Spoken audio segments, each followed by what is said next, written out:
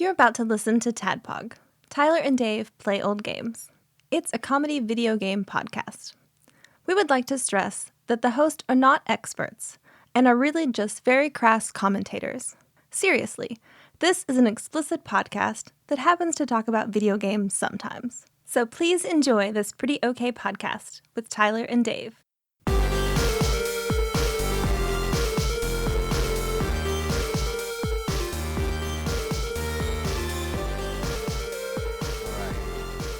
We're doing a podcast. Hello, Internet, and welcome to a very special episode of TADPOG. This is our Saved by the Bell I'm about to say, drug, right. 90s drug special. We're going to sit on the stoop in front of our apartment, and you're going to have a hard conversation with us about the dangers of smoking the marijuana.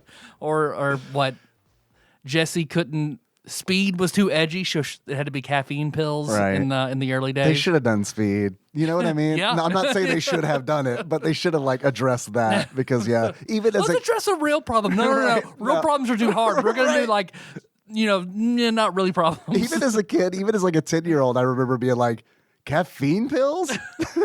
They have those? That sounds That awesome. sounds great. Well, today, we're bucking the randomizer. We're doing something we've talked about for a while. We can't help but talk about it in every episode. So here's a real legit episode on Hades. Mm-hmm. And so to further flesh out Hades and really dig deep into it, we're bringing on our foremost Hadesologist, Coco. Oh, that's a lot of pressure. Yeah, this has been one of my favorite games in the last, maybe even the last 10 years that has come out. So I'm excited to talk about it. Yeah, we are too. We're excited to have you on. And I want to go ahead and... Yeah, we had you on since Cuphead. It's been a while, yeah. Yeah, over 2 years. Yeah, it's been a minute. And it's wild because it doesn't really feel like that long. It's more like she's really popular. Let's not bug her unless it's like a really Right. good idea. I would make essentially. all the time in the world for you too. So That's very don't nice. worry about it. I had such a good time when we talked about Cuphead, and you're right. It doesn't feel like 2 years. I guess time flies when you're an adult. I don't know. Yeah. I've had a whole 2-year-old since then. Yeah. And because I am horrible, we're horrible at doing this, Tyler. You and I, Coco, we met on Twitch. Yes. A few years back. And I want to make sure that everybody knows that you're a streamer and knows that they can follow you on Twitch. Where can they do that? Twitch.tv/Coco Confession. That's where you find me. And you guys definitely should go check her out because, Coco, you run a fantastic stream. Oh, and thank you got a you. great community. And we met through retro, playing all the retro games, and which I still dabble in, every once in a while. But I've been having a good time with some roguelikes and a lot of the indie titles that have been coming out because there's been some really good games that are coming from indie developers right now. Really solid games. So I'm excited to talk about Hades because I think it was sort of a sleeper for a lot of people.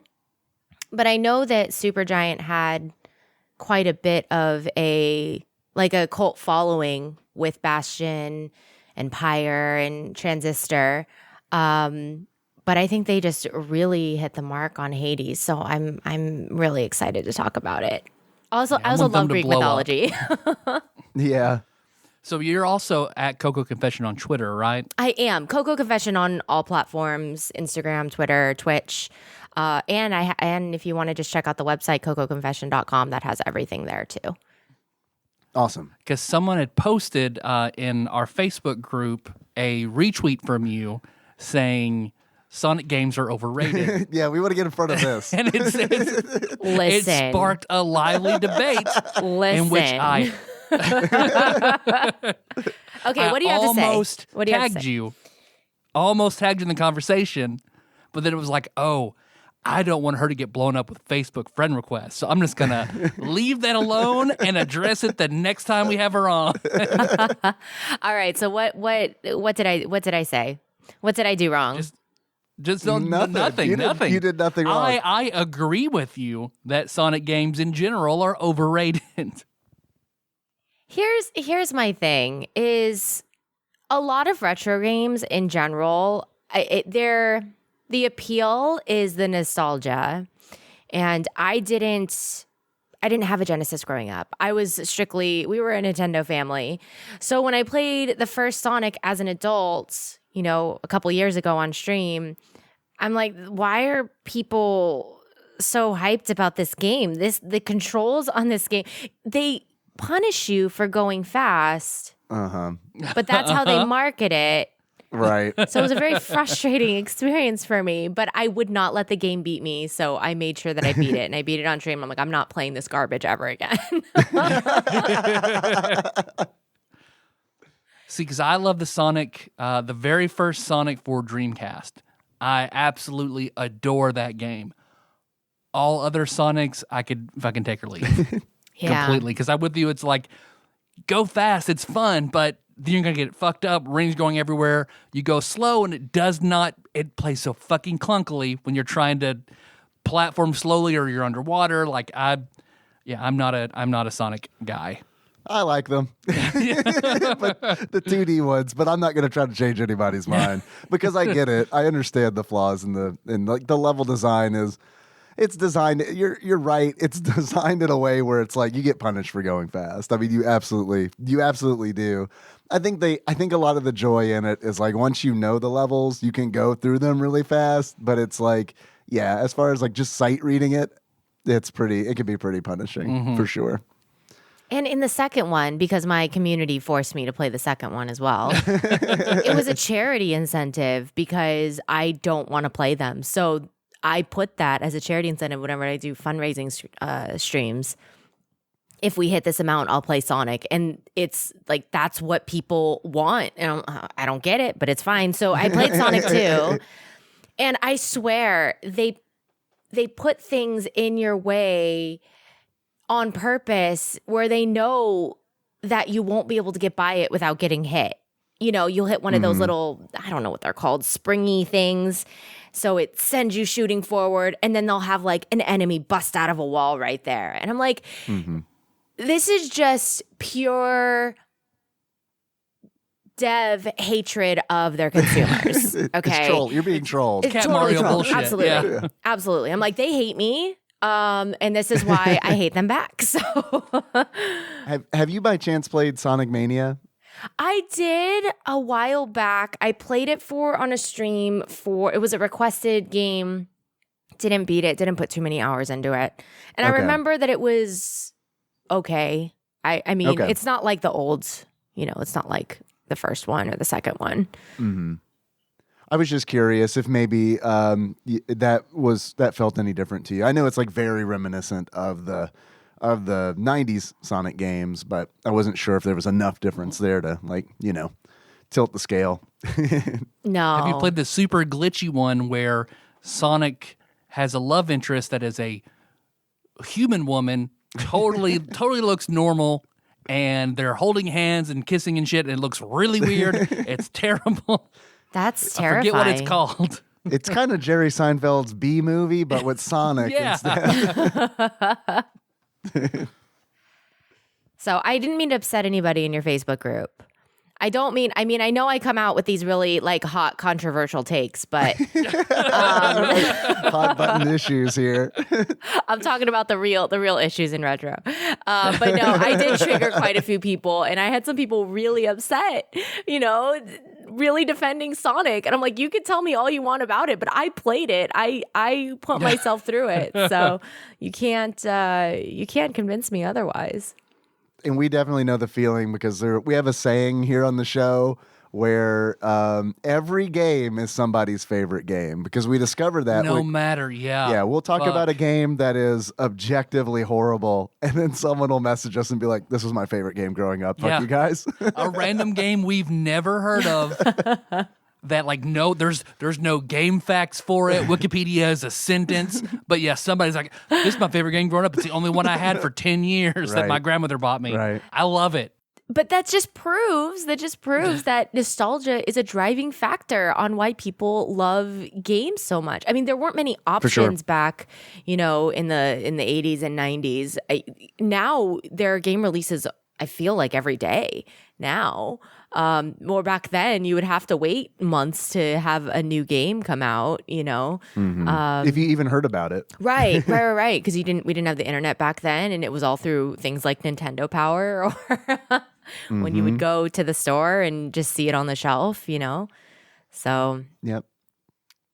I think I exclusively found out about every Nintendo game ever through a random kid who lived down the street, in any Whose direction. uncle worked at Nintendo. Right. Yeah. Totally got a Mario 3 years before it came out here.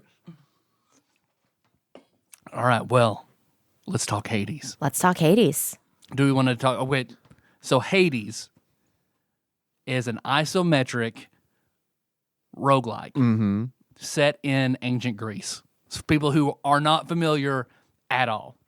Normally we'd read from Wikipedia, but fuck it, we're just talking about the game. We're just gonna have a good time. So how did Coco? How did you get on that Hades jam? Okay, so what was really cool? I was lucky enough to be invited to the Game Awards 2 years ago, and that was their premiere. They did a world premiere, like a trailer at the Game Awards. And the person I was with, I was like, that game looks really cool. And I love Greek mythology. And I feel like in general, entertainment doesn't really do Greek mythology well. I know like God of War games are really good, but that's more Norse mythology. And I have yet to see, a Greek mythology game or even like a show or a movie that really does it right. So I'm like, this game looks really cool. You didn't like Troy whenever Achilles and Patroclus were just like good buddies? Okay, can I tell you, that was Brad Pitt's like worst performance ever. I don't know why. He was just so, and like he was just shiny. Every facial expression just seemed so unnecessarily dramatic. I didn't see that movie. Did he eat something in that movie? Because Brad Pitt always has a scene in a movie where he's eating a sandwich. Or Tom Hanks had to come in and pee because that's what he does. And then, yeah.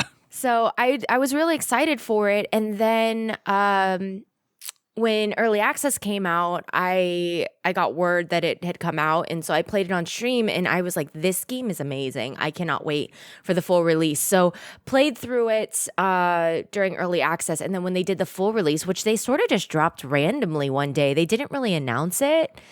And then I played it on stream for hours and hours and hours and hours. And there's just so much content to it. And just the story and the gameplay, and it's meant to be an addicting game, that's for sure. But it was just sort of I got wind of it, a couple years ago on that trailer, and then just have sort of been riding that wave of their journey ever since. they definitely have that game loop down. Like you talking about how it's like designed to be addictive. Yeah, like, let's get out of here now and say spoilers abound everywhere. I want to talk about every aspect of this game. If you haven't played it, put us on pause, sink in 120 hours, and then come back. Yeah, it's not that expensive. That's another thing. It's like, no, not at all. It's not expensive. Yeah, for how much content there is, it's definitely worth the price. And it goes on sale quite often, too. And I'm jealous that you got in on it early access, because this was like totally a thing that I really honestly didn't even know about. It wasn't on my radar until it's like, oh, this is out on Switch? Okay. And then like, So I streamed it one night, and then a couple folks like Doc, for example, was in there and was like, oh yeah, this game is awesome. And then someone else came in and like, I've been playing it since early access. And it's like, damn, I wish I had, like, I shy away from early access games a lot. Yeah. And maybe this game is where like kind of turning me around on that, where it's like, maybe I should like check out some more early access games, because I don't know, it like people who played the early access version like had a lot of insightful comments about, oh, they changed this and this is how this used to be. And I don't know, it was very cool. It felt like they were in a club that I was not a part of. They did change quite a bit, and the amount of content for early access was huge. They didn't release a small game for early access. They released something that could have been a full game. And that's kind of the problem with early access. You just don't really know what you're going to get. Yeah, I know. Like That's why I'm not touching Rogue Legacy 2 just yet. I was just about to bring up Rogue Legacy too. I've played it for early access. Did you enjoy it? I loved the first one. Loved the first one. Yeah, we did too. There was not much content for early access. I think they've released more since they did. I think they released a new like biome, but I haven't gone back to it just because that's one of those games that you can't really stop and go back to. You know, you kind of have to do your whole playthrough back to back. You can't do a biome and then stop and then go back to it and expect to still be able to kill enemies like you did before. You get rusty, you know? Yeah. So that one was a little bit disappointing for me as far as how much they released for early access. See, that's what So I'm making the right decision, being like, I'll just wait. Wait until it's done. Wait. I love Rogue Legacy 1 so much. I'll wait until this one is done so I can just dive in head first and really enjoy the whole experience and not have to start and stop, restart, go over, blah, blah, blah. What I can't wait for is for Final Fantasy IV, the After Years, to get out of early access. Because, man, it is so rough right now. I can't wait till they finish that game, polish it. Sorry, I've been playing the After Years, and it's horrible. You don't like just being Edward with 3 anonymous soldiers lost in the desert? Spoilers for our next episode where Miller comes back and we continue our Final Fantasy IV, the After Years discussion. I was so disappointed because we were here in this room and Tyler, you said that Edward's chapter was good, and it's not. I enjoyed it, but that was also 11 years ago. Do you both agree on games often? Do you have the same taste in games?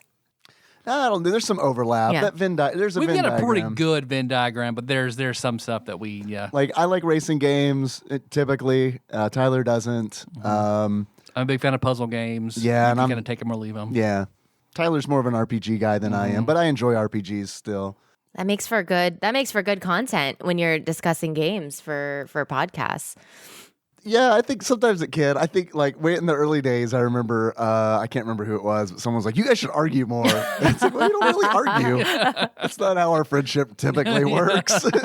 You guys should not like each other and just be embittered about spending time together. Well, I think we all agree about Hades, it sounds like, at least. Yeah.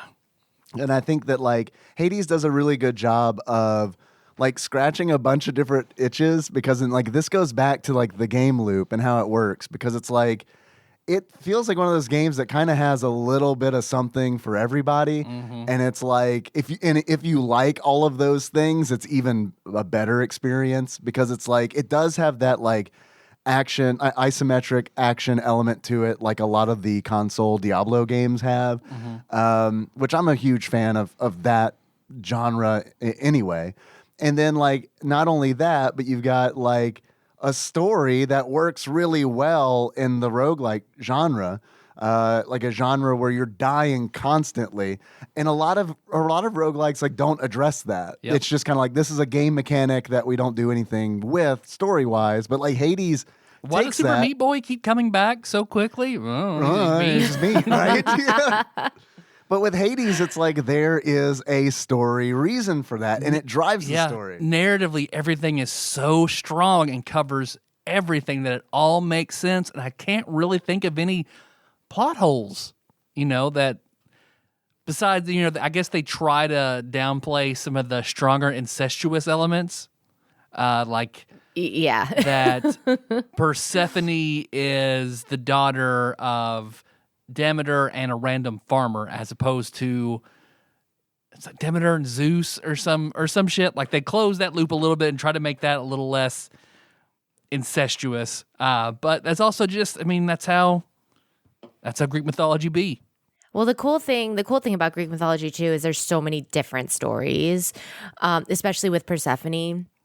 There are some versions that say that Hades stole her and kidnapped her and took her down to the underworld. Some people say that Zeus gave her as a gift. Some people say Persephone went down willingly, and that's and I think that Hades did a really good job of kind of balancing all those different versions of all of the stories, because they talk about Sisyphus, they talk about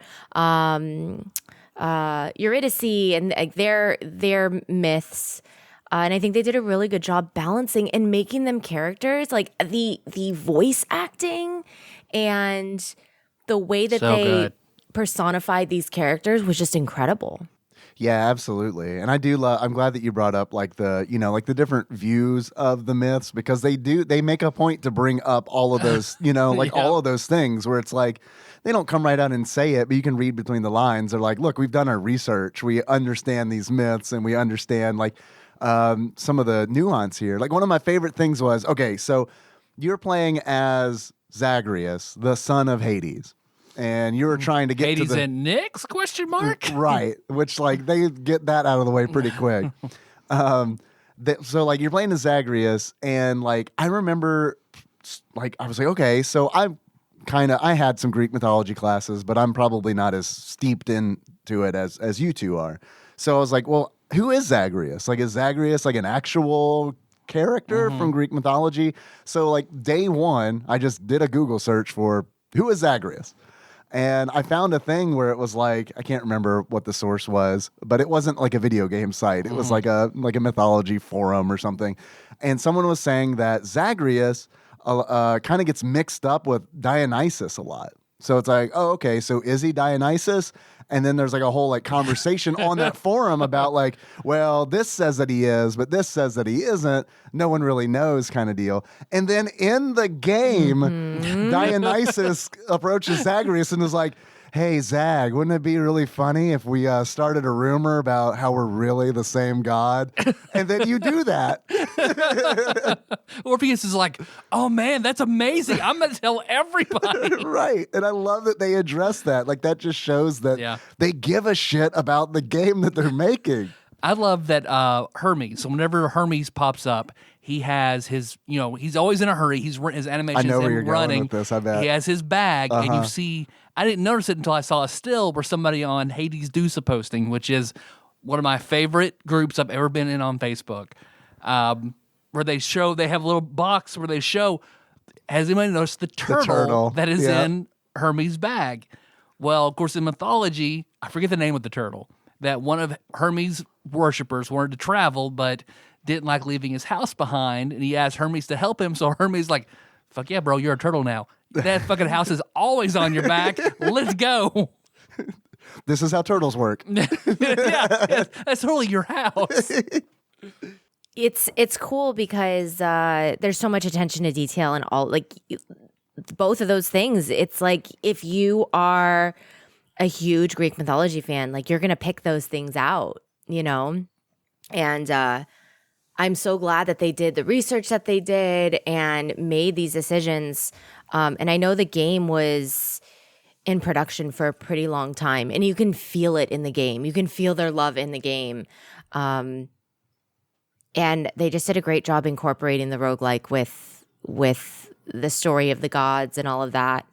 Yeah, for sure, because it's like, okay, so Zagreus, anytime he dies trying to escape Hades, he respawns in the Hall of Hades out of the pool of blood. And then later it's kind of like, oh, Zagreus, the god of blood? I was like, oh, that makes sense. He bleeds red and all the other gods bleed ichor. Right. So. And I was like, oh, okay, that's kind of neat. That's cool. I like that. But it's like, yeah, because he is the son of Hades, he is immortal. And he cannot leave Hades. So he just respawns back in the Hall of Hades. He was born there. So if you're born there, you're from there, you can't leave. Because Hades can leave, correct? He went there, but he can leave for longer periods of time. Thanatos can leave. Right. That's kind of part of his job. But it makes him sick the longer he's gone. Yeah. So I guess if he stayed gone long enough, he would die like Zagreus does. Yeah, I don't know.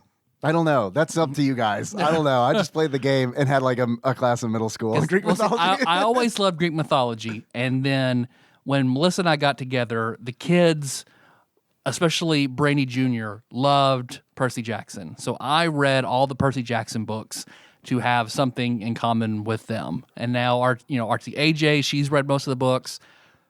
Hades definitely rekindled my love for Greek mythology. Sure, I get that. So right now I've sat down with them and we've rolled up 5e D&D characters that I'm going to do a Percy Jackson game incorporating heavy Hades elements into it. Like, they won't meet Percy Jackson, but you bet your ass they're meeting Zagreus. So I'm looking forward to all of that and using more of the Hades style, which I as much as I do like the Percy Jackson books, some stuff is just kind of strange and problematic. I don't love Rick Riordan's interpretation of a lot of stuff. So Hades makes it way easier for me to roll with and enjoy it in a tabletop form. I think it's going to be fantastic. I forget what I was going to say about that. I had more, but then it went. So, well, you were talking about how you like the way they handled the mythology in the game. Because another thing that Percy Jackson does, that all of the gods, since they have ichor instead of blood, they don't have genetics. So there is no inbreeding or crossbreeding or anything like that because there are no genetics. So in Percy Jackson canon, they call them half-bloods, demigods, a mortal child of a god and a human is a half-blood or a demigod. But they could marry another demigod and have children without any problem because gods themselves, they don't have DNA that becomes corrupted like mortals as it passes on. They try replacing it with frog DNA. It finds a way. So I want to break down more of the... Okay, so Zagreus is trying to get out of Hades. Right. Or out of the underworld. I think at first it's like he just wants to spite his father and leave. Yeah, it's got a pretty bad relationship with his dad. I'd say it's probably fair to say because they don't get along very well. Hades is very stern and not a very warm father figure to Zagreus, and Zagreus is kind of rebellious because of that. And you can tell like something's different because of Zagreus's one green eye. Mm-hmm. Of course, then you eventually he finds out pretty early on. Nyx is not his mother. Persephone is, and he has to go see Persephone. So then it becomes... On the surface. Mm-hmm. So then it becomes like a fuck you dad tale to like, mom is up there and I have to find her. Right. And that's when I then became personally invested in like, I gotta get Zagreus out. Yeah, and it's wild because it's like that the game is, and I love the story, but like the journey is definitely more important than the destination in this game, I feel like, because the gameplay is so good that that is, it's like, that's enough to keep me playing. And because what happens is you find Persephone and you're on the surface, and Zagreus finds out, oh, I can't live on the surface. I don't belong here. Yeah, he gets the black down swirls like, oh no. Right, and then the Styx takes him. Yep. Yeah, and then he wakes back up in the Hall of Hades. So it's like, it's one of those things where it's like every time you are making it to the surface, you get like a paragraph of story from Persephone. Yep. And then you got to do it all again. And it's like, if the gameplay weren't as good as it is, because it's excellent, the gameplay is excellent, but if it wasn't as good as it is, I think I'd be really annoyed by that. But I don't have an issue with it because it's like, yeah, this is a fun game. Fun, and it makes sense to go. So Zagreus, you with a handful of the help of a handful of gods. There are plenty of gods I wish were in this but aren't. But going through Tartarus, Asphodel, and Elysium up to the Temple of Styx, out. And you have a different collection of heroic weapons from all over time and space. So let's start gods. So for all of us, who is your favorite gods, boons to help you escape the underworld? That is unfair. That is an unfair question. Oh, I mean, who is your personal, what is the most fun for you? And then what is the most effective for you? oof. Okay, so I love the fists, the gloves. That is my main as well. That is my favorite. It feels like a beat 'em up to me, and you can go really fast. But I think for the gloves, I really like things like the zoo spoons with the electric. What am I thinking of? Oh my gosh, the lightning bolts that come down, because you can get things like, you can get modifiers on top of that boon. So you can get things like jolted, which, does even more damage. The dots are pretty good too for something like the gloves. You can get Dionysus' hangover. That can be pretty good too, because they stack.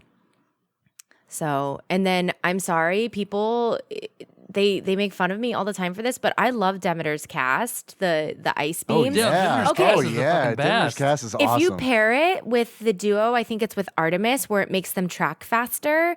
You Yeah. can just throw those down and call it a day. Those are really fun. But people are like, Demeter I've beaten sucks. Hades with just that. Yeah, I have too. I've beaten like I honestly think her like Demeter's Cast, those freaking crystal lasers are like, those are boss killers. Yeah, like totally. I mean, Especially put the boon where they also cause chill. oh yeah, And- chill. I yeah. love the chill debuff. Like I love it when Hades is like has 9 stacks of chill on him, and it's like, I'm not gonna hit you again because I don't want to lose these stacks, Yep. and you're super slow. So I'm gonna do non-chill attacks Yep. until that wears off. What's cool is that you can do, I mean, the build, there's not like a build that's going to make the game super easy. So some builds will be great for trash mobs.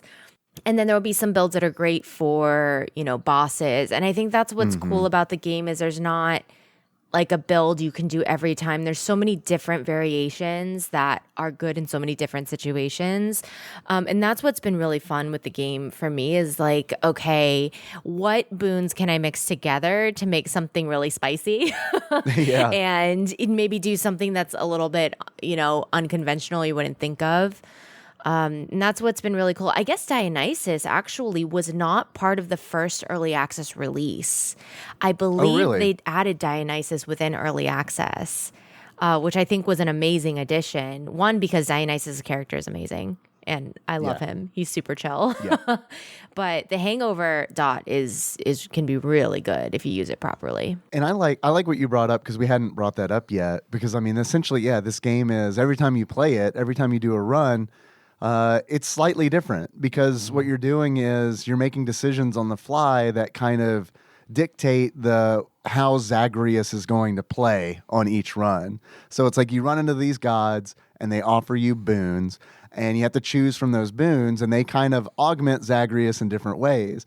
And then not only that, you're choosing like one of 5 weapons, I can't remember exactly, but you're choosing from a set of weapons, and it's like that changes how Zagreus plays. Yep. Like Coco, you said that you like the aspects using that the fist. weapons get eventually, that changes how you play. Right. And so there's just layers and layers on top of layers that change how the game plays each time. And it's like, if you like a deck building kind of game, this is like, you might have a good time with this because you are essentially, every time you're going through, you're trying to configure and line up all these boons and aspects and weapons and weapon upgrades, the Daedalus hammers, like and keepsakes. Like there's so many different things that you can customize Zagreus with, and you're trying to go for, at least I do, I'm trying to go for that Hades killer build. Yep. Because I mean, no matter how good I am, like something can just go a little bit wrong and I will lose to Hades. Even without any heat, sometimes I'll just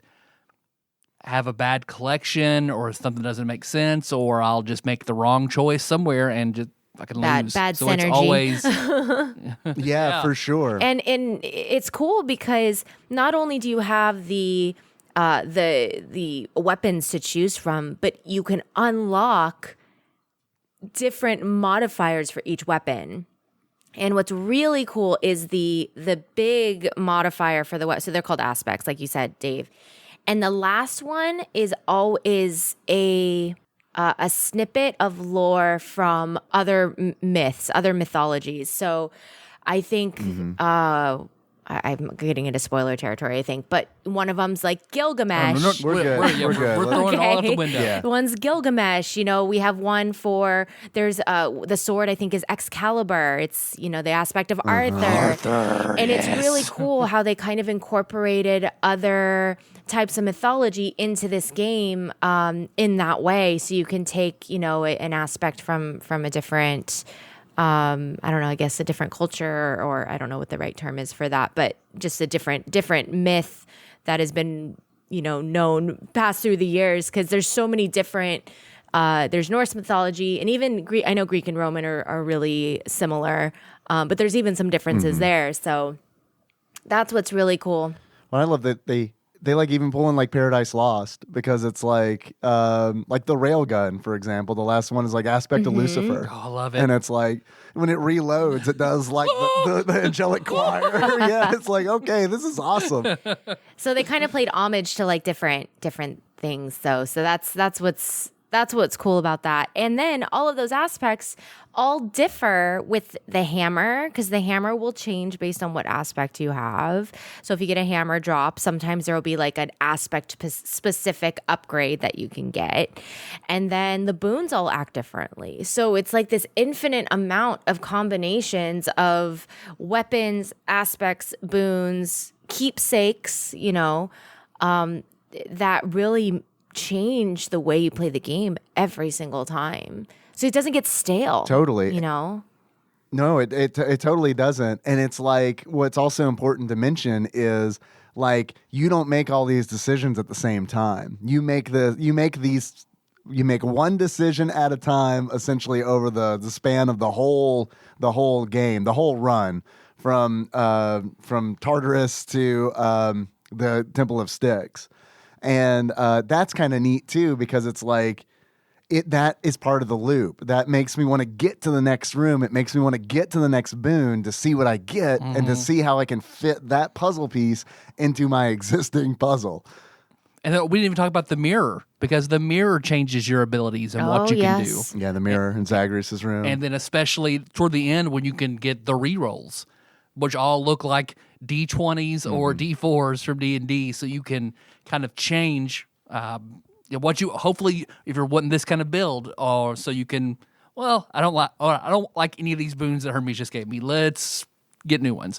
Or you roll in like, God, another Ares room? No thanks. Let's see, what else can I do? Okay, go through. That added a whole new dimension to me. Right, so okay, the mirror, because let's now I brought it up, let's hit the mirror, because the mirror is in the roguelike, they're normally in roguelike games, there'll be some element that you can carry over run to run.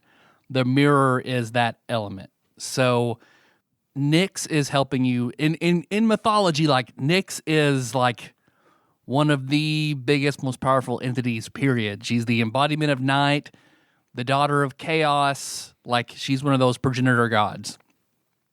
She gave birth to twin sons who are, Hypnos and Than, Death and Sleep, and the Furies and everything. So she lets you basically use her power, darkness. So you collect darkness throughout your runs, and you can go to the Mirror of Nyx and use that darkness as permanent upgrades to yourself that you will carry run to run. So you can get an additional dash. The biggest one for me was Death Defiance. So you come right back with a set amount of HP, however many times you can sink that darkness in to a max of like 3 times. Increase your percentage for boons being epic, because boons have not only do different gods give you different boons, the boons also have different rarity and levels that show how powerful they are. So the higher the rarity between regular something, epic, and heroic. And then legendary, every god has one legendary boon you can get. And then levels, I don't know what the capital level is. I've never gotten one above like 9 or 10. What else are the ones? You start out with more gold, you heal from darkness, or heal 3 points per room you go in, because the game is divided up into rooms. Every room is a different encounter.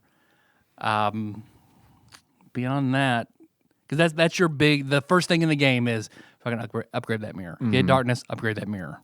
And that's how the game rewards you for dying, right? That's what keeps you going. Okay, because when you first play, you're like, this game is freaking hard. Like, I'm not gonna. How am I supposed to beat Meg? How am I supposed to beat Meg with what I have? And then you get the mirror, and you're like, well, wait. Okay, so let me put my darkness. Let me buy these upgrades. Oh, I didn't quite make enough. Let's do another run. Let's farm darkness and let's go back and get these upgrades. And then I know I can beat Nyx once I get that Death Defy or whatever it is, right? Yeah. And I think that's how the game does a really great job of rewarding you for dying. So it doesn't feel like a defeat, really. You're like, okay, now I can go back and throw all of my currency in whatever upgrades I want, right? Right. You're progressing. Even if you die, there's a feeling of, well, I am getting better because I have some currency to now to spend to kind of leverage my ability a little bit. So, yeah, every time you die, you lose whatever money you've acquired, obols, that you spend on with Charon. Which really is not a big deal at all. Yeah. I mean, it really isn't. It felt like it at first, but it's really... At first it does, but then, by the time, like, I don't know, 100 hours in, and I'm in the Temple of Styx with, like, over 1,000 obols, it's like, oh, okay, whatever. I don't want to lose these. Obviously, I want to spend money. Yeah. I want to buy things with it, but, I mean, it's also like, I don't know, you gain it pretty fast. Yep. So then, but you keep darkness, which you use for the mirror. You keep gems, which you use gemstones to pay the contractor for story points, upgrades, renovations, cosmetic renovations. Let's see, then nectar. So also there are all these NPCs that then you can level up your relationship with. This is also a romance simulator. Yes. Yes. It is also like that is a big part of the game too. Yeah, I got very much Persona vibes from the relationship aspect of the game. Being able to give people gifts and such. I was like, oh my gosh, I feel like I'm in Persona again. Which I like. Okay, I have a thing with like dating simulators, romance simulators. I enjoy them to a point, but I don't know. I feel weird about it because it's not because of the gameplay or anything, but I always feel like, man, this is like, even in Hades, I had this feeling where it's like, all right, I know there are two characters that I like can have romantic relationships with based on like all these little, like all the hearts essentially on their like ID cards or whatever. Yep. And it's like, man, but I want both of those. So I'm going to go ahead and do that, even though I don't know. It feels like it always in these games. It always feels like less a romance simulator and more like a manipulation simulator, where it's like, I'm just gonna give you nectar until you like me. Let me shower you with gifts. Right. This is how humanity works, right? Yeah, totally, absolutely. But with that being said, I really liked it in Hades. So. And it was cool because it wasn't just like a, hey, we're going to give you nectar or ambrosia. You had to unlock certain parts of the story before you could progress your relationship with somebody. So I think, Nyx had one where you had to reunite her with Chaos before you could move forward in a relationship with her. And I thought that was cool because it gave more opportunities for the game to unlock more lore, give you more insight to these myths. And I thought it was just another driving force on you wanting to like go in there, do a run, die, and so hopefully you can unlock the new part. And it was cool how they worked in the contractor too, because you had to pay the contractor to unlock different parts of the house, to get the record room open back up. Yeah. Just everything about this game incorporating all the different mechanics, incorporating with each other to unlock more story. It's just really creative. I'm really glad that you brought up the fact that, like, you're also, in this quote romance simulator unquote with, honestly, with like characters that you're not seeking a romantic relationship with. Like, I mean, and it is a way to drive the story and get some story points and some dialogue, and really just to get to know the NPCs better. Because I mean, you're not seeking a romantic relationship with Nyx, you know, you're not seeking a romantic relationship with Achilles. You're trying to reunite Achilles with his really good friend, His roommate. Yeah. I also like that they're not afraid to get out in front of that kind of stuff No, too. yeah, finally. Like at all. They're just like, yeah, these are two men. They have a romantic relationship Yeah. with one another. Get over it, kind of deal. And it's like, I Whenever like that. Patroclus died, Achilles got really upset and killed half an army. Right, right. So yeah, as opposed to Troy, where it's like they treat him more like his he's more like a father figure. This is his nice little protege best friend here. Right. Like, Well, I mean, even historians, you. you know, or kind of, you know, it's like they Yeah. dance around that issue where it's like, yeah, his good friend, and it's like, ah. Or even when you learned about it in school, I don't know. I learned about that story in school too. You know, yeah. And that's the thing with Greek mythology too that I think is appealing to a lot of people is that the gods are not infallible. And For sure. they have flaws and they are very human in that way. And I love how they kind of incorporate that into the game. You know, when you go through those, I forget exactly what they call, but it's like the challenge rooms where you get offered 2 boons and you have to choose one. trial of the gods. Yeah. Trial of the gods, yes. And The pettiness really comes out. they get really petty. And even the dialogue between some of the gods and goddesses that don't really like each other, like they're back and forth, especially with when you get offered a duo and you see kind of their banter back and forth, which is another reason why you want to always experiment with different boons together, because you'll get offered a potential duo, which is 2 gods in 1 boon, which are mostly very powerful. Yes. Yes. Sea Storm for the win. Yeah. Yeah, Sea Storm's really good. Yes. So Ahoy, nephew. Poseidon is best uncle, let me tell you. Yeah, I love Poseidon. Literally, this is the first time I beat Hades, the god Hades. I had Poseidon as a greater call which is like a summon essentially. You can call down a god to aid you.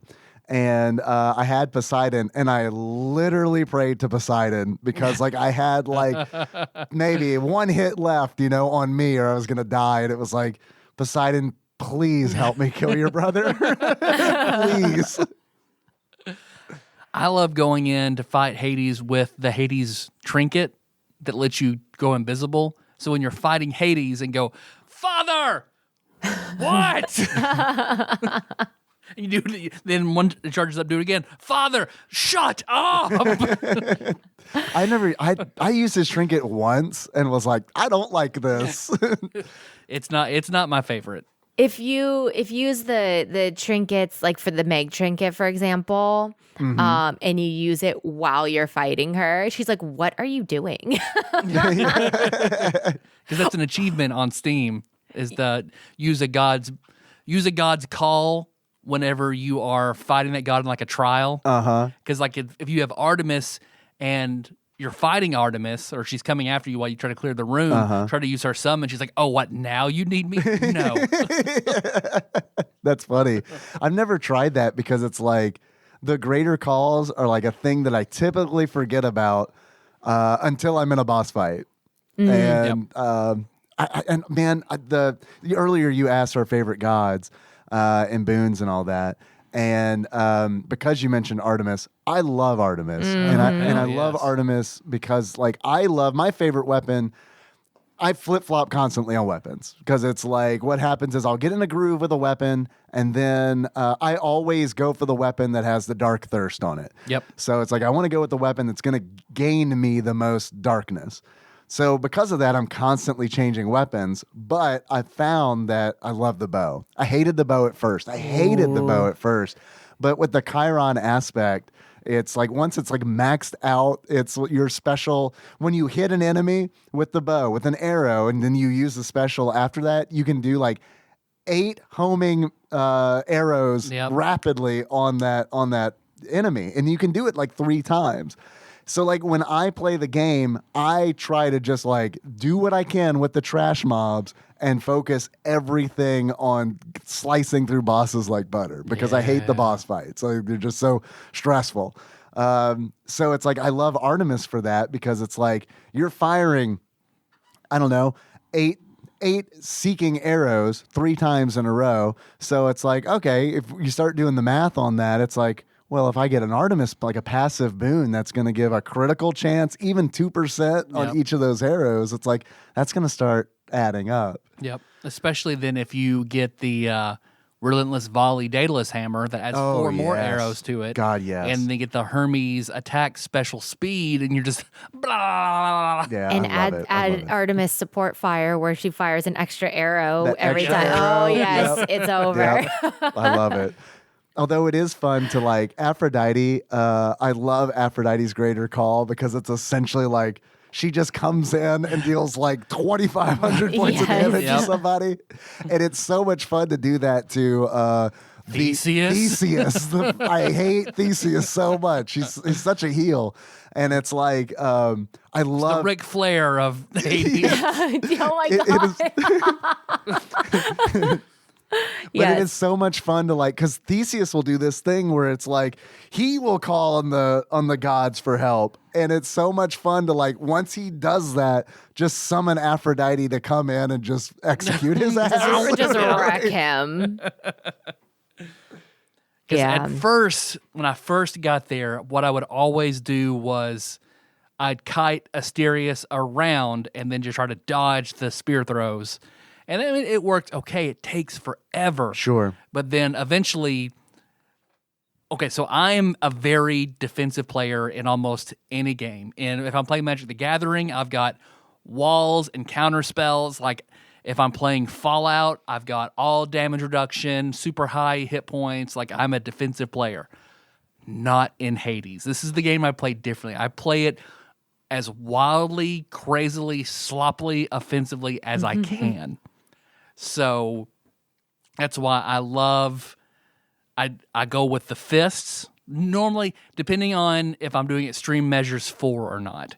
Because if I'm doing Extreme Measures 4 where Hades is cranked all the way up, like that is a rough That's fight. rough with the gloves. Yeah. Because you have to get close and he's fast. And he'll just pivot and it's like 100 points of damage. It's ridiculous. I have a hard time with the Hades fight regardless, which is another reason I like the bow, because it's like I can just stay away from him and his long ass spear. Yep. It's like if I see him coming close, it's like dash 3 times in the opposite direction and just constantly stay away from him. Because the bow with the aspect of Chiron, and then you throw a bunch of Poseidon on that too, because Poseidon has all the boons that help you against bosses. Right. So then, just probably the quickest I ever beat Hades was with that aspect with Artemis and Poseidon boons, just melting his face off with that special. And you mentioned Extreme Measures, which we totally need to talk about, because like once you get through the game gives you the option to keep playing, but making it harder through punishment packs. Which, I didn't know. I had not yet beaten the game when I popped into one of your streams, Coco, when you're playing Hades. And right as soon as I popped in, you were leaving the House of Hades into Tartarus, and you had the Pact of Punishment up. I was like, what the hell is she doing? What am I doing wrong? What is this? Yeah, another part of the game that just gives you more content. It's amazing to me how much this game gives you for the price that it is. And I don't think I've heard one person say anything bad about it. Because everybody has their opinions, right? Gamers especially. We're the worst. You know, we always have something to say about something. And I have yet to hear anybody say anything bad about the game, you know? Personally, I think this game should have been Game of the Year, but... It was, yeah, for sure. And I like personally, I know it was my personal one, which was like a real tough call for a minute there between it and Animal Crossing, because like when Animal Crossing came out, like it came out at just the right time, and it was like, this is comfort food, the game, and that is absolutely what I need right now. Yep. And am I going to spend 400 hours on it? Yep, I am. I'm going to do that in the course of 2 months. You bet. This and Tiger King? Yep. We're in isolation? Yeah, perfect. Bring it on. Yeah. Yeah, it was probably a toss-up between Hades and Ori for me. But the thing with Ori was that it was a beautiful game, but it just wasn't... I 100%ed it pretty quickly. There just wasn't a lot there. And the game was beautiful, and I still give, 10 out of 10 game, but something about Hades that just kept wanting me to come back and do more runs and try different things. And even now, with how many hours I have put into it, I'm still unlocking new dialogue. I don't remember. It was like over 2,000 lines of dialogue for this game. I think it's even more now. I feel like that was maybe an early access number or something, but it's very rare when you see repeat dialogue in the game.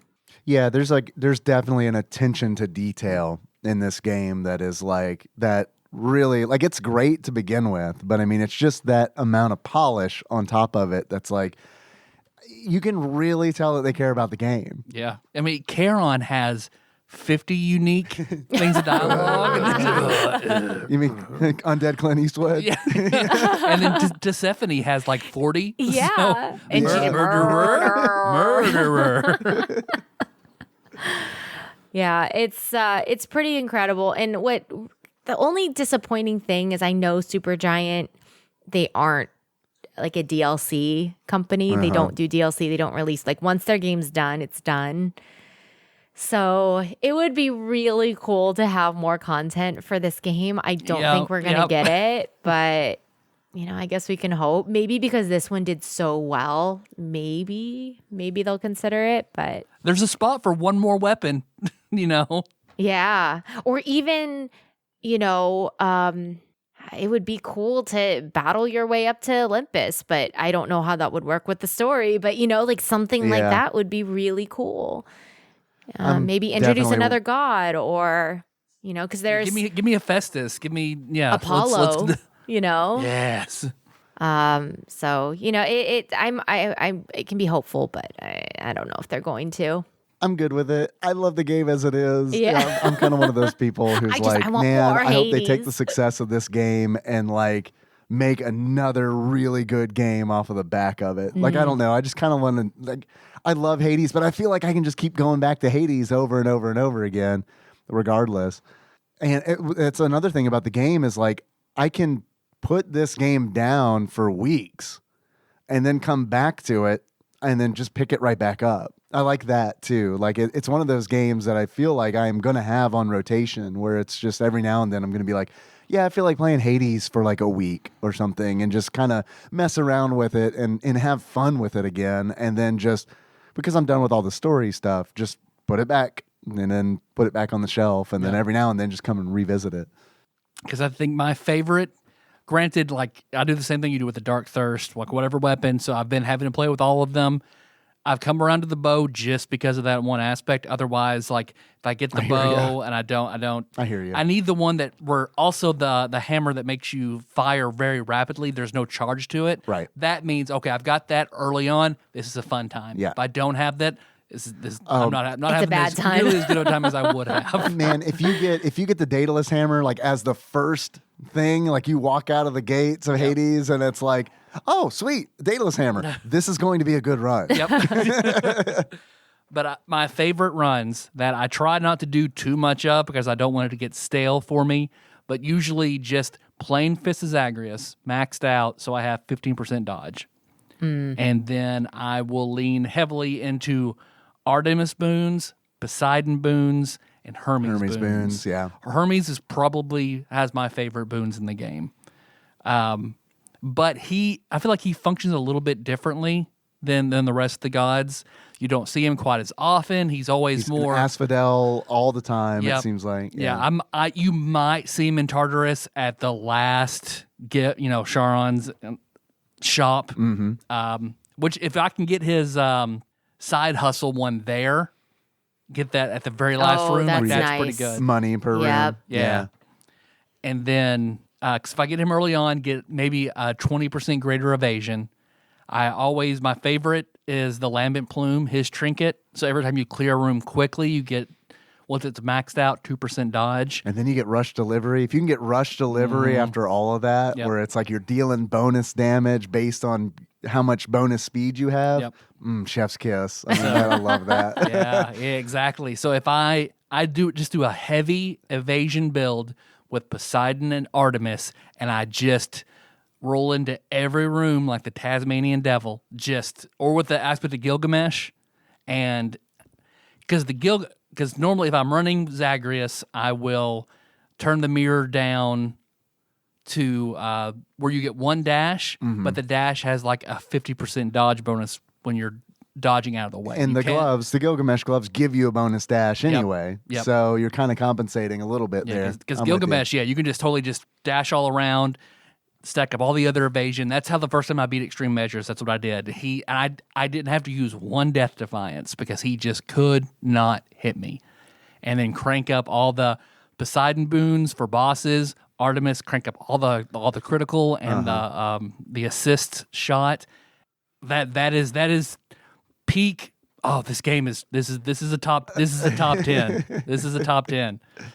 We are totally nerding out on this game. Anybody who's never played the game is going to listen to this and say, like, what the hell are they talking about? Yeah, what is going on? Yeah. Well, I recommend that person to remedy the situation and pick up the game. Yep. It's worth it. What's everyone's favorite character? I love hearing this because everybody has something different.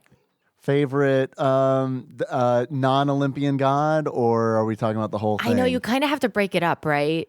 It's hard. Because as far as the gods go, I love every time Dionysus shows up. Right? I'm like, there's my boy. Here he comes. There's Dionysus, and it's like let's fucking talk to Dionysus and see what he's got to say. I love that edit that I saw on Reddit where like somebody walks up, oh, look at a Dionysus boon. And as soon as you click on it, hey, Zag, nice cock, man. It's so perfectly done. Yeah, I love Dionysus as far as the Olympians go. I also really like Hermes because I mean he's like Should I shut up? Just tell me if I shut up. Am I talking too much? micro machine man, and I love that. Has anybody ever told him to stop talking? No, I know. When he I gives you haven't. that option? I have not. Have No, I didn't. I was No, like, I no, haven't. chat away, my friends. I mean, Yeah, the voice acting is so incredible in the game. You know, there are some games where you like skip through the dialogues; they're just too much. But in this one, it's like you don't want to because you want to hear their voices. They just do such an amazing job, really portraying the characters. Absolutely. And the voices are so like Meg's voice. Oh my gosh, so unique. Who Coco? Who is your favorite character? That's so hard because it changes all the time. Like I Boldy, isn't love it? Uncle Poseidon. Like he's the best dad. You know, Yeah, Poseidon is really good. He's a better dad I do than like Zeus. Boldy. I know that was a joke, but every time I see Sisyphus, I'm like, you bet I'm gonna give Here's a nectar. Boldy a nectar, and I'm gonna talk to Boldy. Even if I get that one weird boon that he gives you, it's like 2% mysteriousness. Okay, Well, that's fine. it changes. Have you changes, noticed yeah. that? Yeah, the ambiguous bonus I think gives you nothing. But it's tough. I really like Artemis. You know, she's like no nonsense. You know. Mm-hmm. I mean, I'd have to say those as far as Olympians go. Non-Olympians, I love Nyx because I feel like if love I were to Nyx, be yeah. a god, a goddess, I would be Nyx. You know, my emo goth self, you know, my inner goth being Yeah, is like, that fits. oh my gosh, I want to be the knight.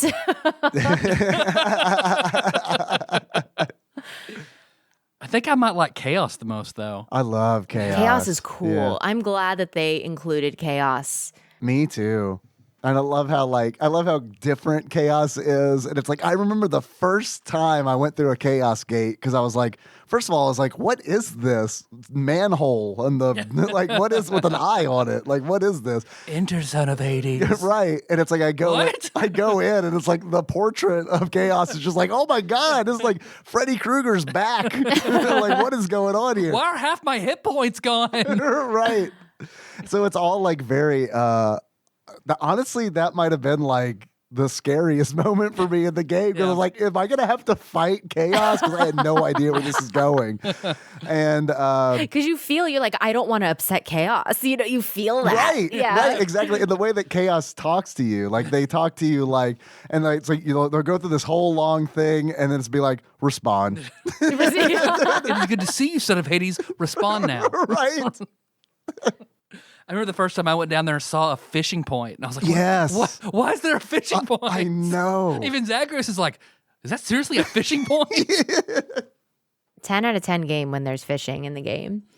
Yeah, it's always a good sign, isn't it? And that's because, God, I remember right after I got the rod, like the next run that I had, the very first boon was Poseidon's legendary one. As soon as I said about Tartarus, that's what I got. And there was like a fishing point in every room, and it was amazing. Yeah, but that was, I don't think I've ever picked that one up or been offered it. I mean, there are still legendaries I haven't found yet, and Yeah, I have probably over 100 hours in the game, and there are things duos I haven't found yet. There's all sorts of things that I haven't unlocked. That's one thing I did really early on, so I wanted to finish the list of minor prophecies. So like I looked up all the prerequisites for what duos. I cranked up all the legendary, like a 10% bonus chance for legendaries and duos, and I farmed that hard to get all of them. Athena's, I think I've only gotten Athena's twice, and that's amazing. You constantly have. Whenever you like dash and deflect, you have the shield that floats around you. Right. You have that constantly. Oh, wow. And it negates any one hit and then refreshes in like 5 to 6 seconds. Yeah, Wow. So I've you're seen that basically once. negating. Oh, man. Only That's once. awesome. Athena was a god who like I leaned on heavily when I first started playing the game. Yep. And then it's like it became a point where it was just like, I'm going to choose someone else. You know what I mean? Because like you get used to it and you know how like little tricks to like bypass enemies and stuff like that, where deflection becomes much less necessary. Yep. Until you get Deflect to the dash satyrs. was the way to go in my first few runs. I was like, I have to get Athena. Yeah, the dash for sure. And yet, Tyler, you mentioned like the satyrs in the Temple of Styx, and I love deflecting their loogies back at them. Yeah. Yeah, all the poison and the like. What That's kills? the only thing in the game that I think is maybe a little broken is the poison up in Styx from the rats and the satyrs, because like you could be having a perfect run and man, Styx will just wreck you hard. What kills me about Styx is more often than not, it's the panic. Because what'll happen is I'll enter a room and what I have to do is remind myself, you've just entered a room in the Temple of Styx. First thing you do, identify where the fountains are that will cure poison. And the Mandragora hot tubs, Right, where are they? right. And when I forget that, it's like I'll get poisoned and I will panic. And then like in the panic of trying to find the pool, I'll lose like half of my life. Yep. Because I was hoping, because that's where I started always getting sure footing, because I read sure footing, you won't get poisoned from the rats. Which is an Athena boon. That turned out to be a lie. So Yeah. you still definitely, but sure footing is still a very good boon to It's get. okay. You did it for science. You did the experiment for science. Have you guys run into, I think he's called the Vermin King? Oh, the tiny vermin? There's the tiny vermin, and then there's the big one. See, I've like got 120 hours in this. I've never seen this mob before. And I've heard, really? yeah, but I've heard about it like on our Discord. Yeah, there's a small vermin that's like Because the tiny vermin will have the whole big cutscene like a boss, and it zooms in on it, and it screams. It has its own big health bar that goes across the screen. No, I've never seen it. oh my, and you're like, what is? I panicked. I was like, what is this? I bet. And it's like super OP. Has a ton of health. Yeah. And you're like, I'm fighting this tiny rat, in this small room. You kill it, it explodes, which is a cute little animation. You see it rear back on its hind legs and just pops like a zit. I felt like if you run into tiny vermin, hope you're having a Zeus run. Because if you have, it's a duo between Zeus and Demeter that makes your jolt effects don't end if you hit them again. Oh, wow. So they stay paralyzed. So if you have that and then all the lightning boons, you hit tiny vermin, he stays paralyzed, and then he summons tons of giant rats. Well, it spreads to them, and they all stay paralyzed, and you just mow through them. I'm trying to think, because I turned Blake onto this game, and he actually got through it way quicker than I did until he got to Styx. And that's just, he's like, man, I love this game, but man, I hate this part so much. Well, like, I don't know, because Styx, you get to Styx, I get it. I get, like, Styx can be rough, but it's like, the part of the game that was like that for me was the boss fight we were talking about earlier with Asterius, the Minotaur, and Theseus. Because it's like, that one was like a wall for me for the longest time. Like, I would get a run to them, and then it's like, this is where the run ends. And it's like, I remember the first time I got through that boss fight and I got to the Temple of Styx and then died immediately. It's because I had like one death defiance. Yep. I had no idea what was going on. I didn't know poison mechanics or anything. So it was just like, take a step in, die. Right. Oh, a Charon shop. Why is this all so expensive? Right. And then I remember like, because like you investigate like in the Temple of Styx and seeing like Cerberus there. And it's like, oh God, do I have to fight the Don't best make me boy? fight him! He's Right. the best doggo. Best doggo. I think I maxed out my relationship with Cerberus first. Oh, there's not a moment. There's not a single time that I respawned in the House of Hades and didn't pet Cerberus unless he wasn't there for whatever Right. reason.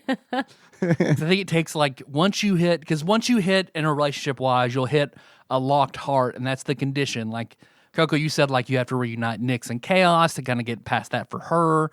You have to fix up the lounge to get past that with Dusa. You have to alter the contract with Achilles, so to get through with, so he can go back to Patroclus. Then you fix theirs, and then for Orpheus Who are too. you talking Orpheus and Eurydice. Orpheus and Eurydice, yeah. you have to bring back that. You have to nullify Sisyphus's His contract. Mm-hmm. I think, but for Cerberus, you have to pet him like 50 times, and you break his.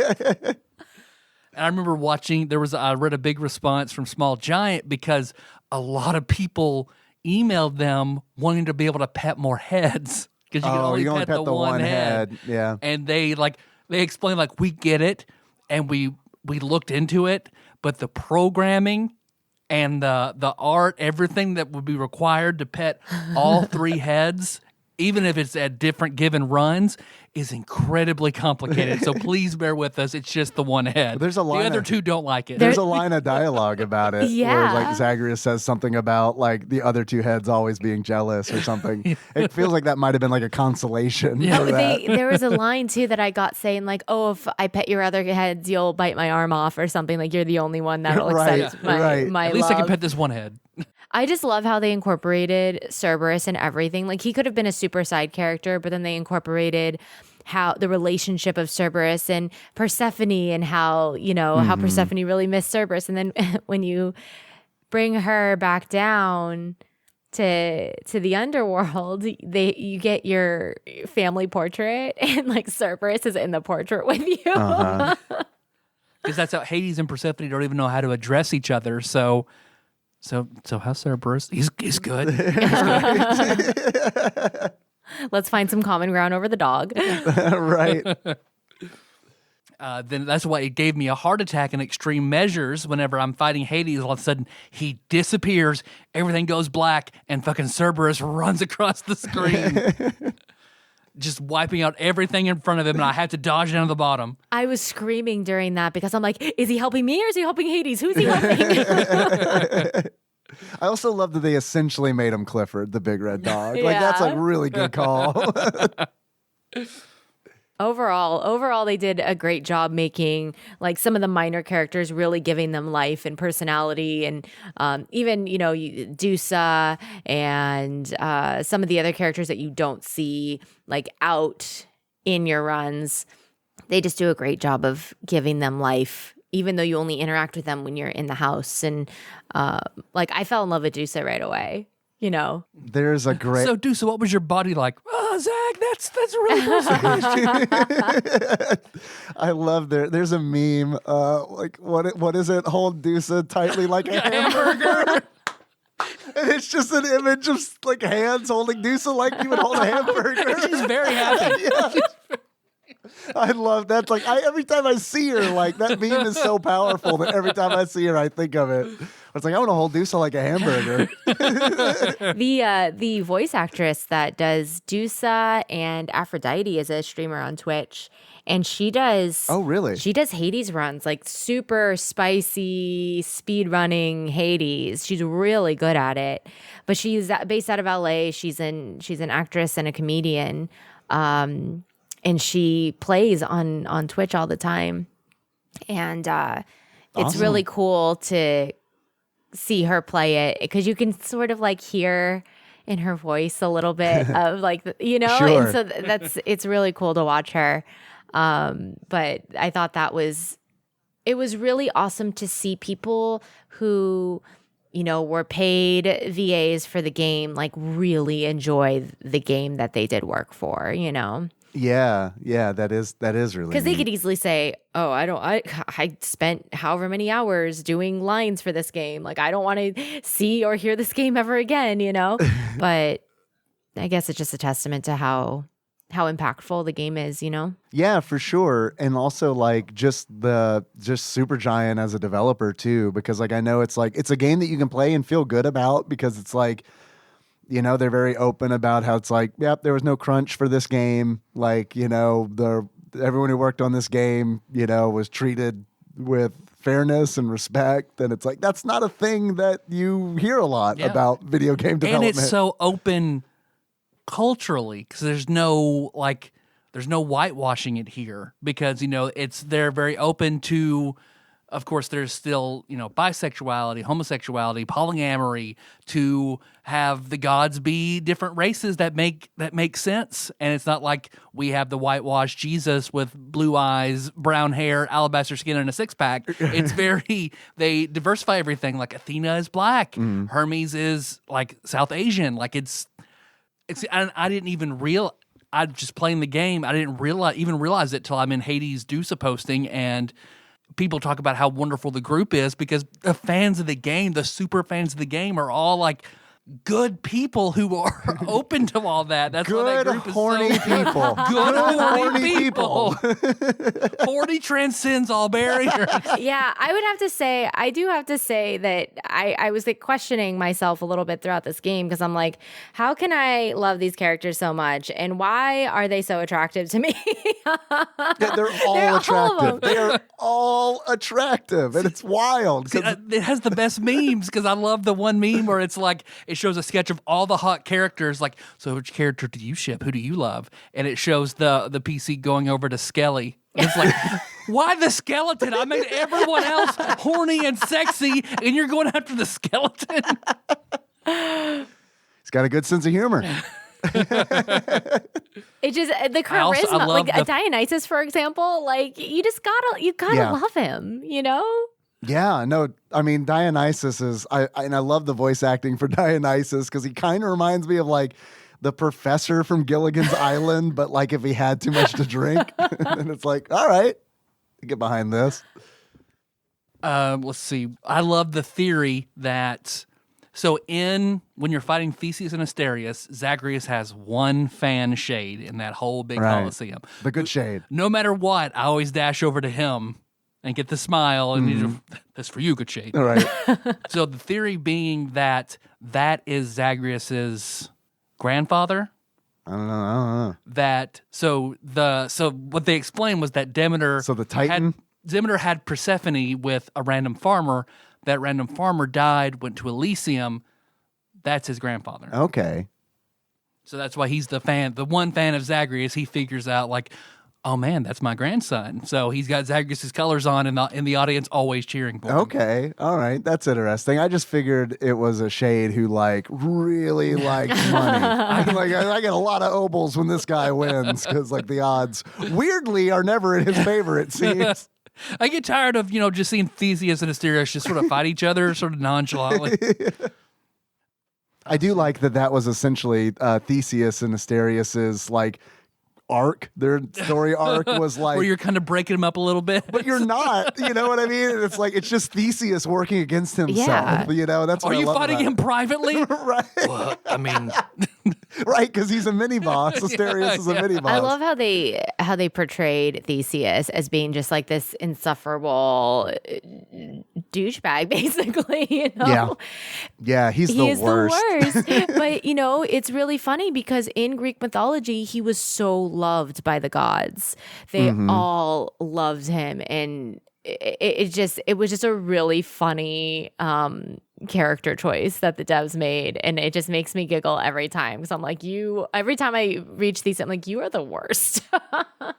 Yeah, and it's a great pairing because it's like Asterius is very like honorable and like the strong and silent, and Theseus is like counter to like those three things, and it's like because of that they're just odd couple, where it's like it just I don't know, it just works.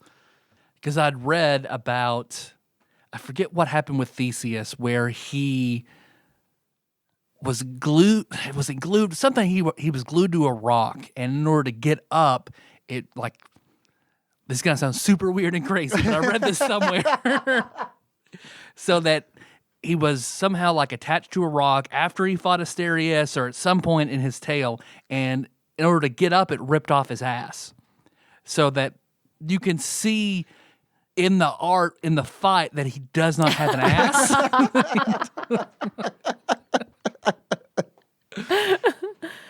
Or that when he turns around, like whenever he's summoning the gods, like it just looks like black. I remember reading something about it.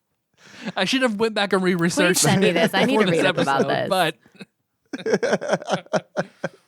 I actually did a lot of studying in college because I studied chemistry when I was in college, but I was like, I would love to get a minor, like a classics minor, where I learn all about like Greek and Roman mythology, not for anything other than I just want to do it.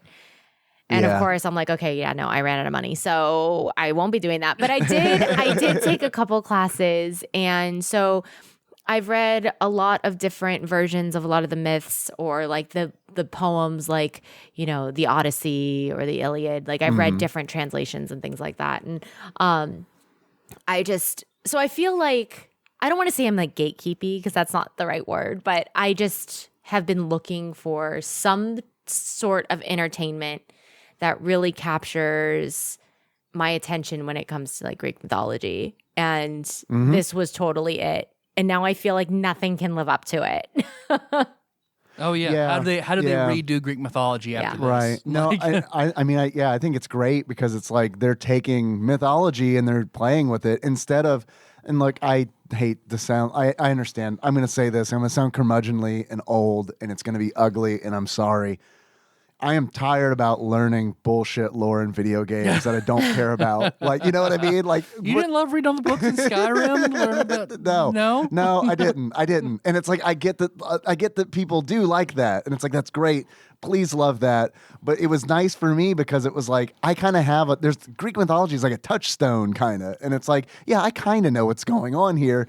It's nice to see like creativity within that playground, instead of it's like. I don't know. It just feels more important to me for some reason, as opposed to something that, someone who is being forced to work 80-hour days to get a game out. It's like, I don't know. What do we say about the fucking dragon thing? I don't know. It's nice to just be like, well, okay, they're just being creative within this constraint. What's our creation myth? I don't know. You've got 2 hours. You better program it. Did you check the wiki? I don't know. Have you seen Blood of Zeus on Netflix? No. So it's okay. So here's my problem with it's because I have Hades ingrained in my head now, and so when I was watching, it's an anime on Netflix. The first season, I think they're doing a second season. I'm not sure, but the first season is out, and it's I don't know 8 episodes, and it's they portray all the Greek gods.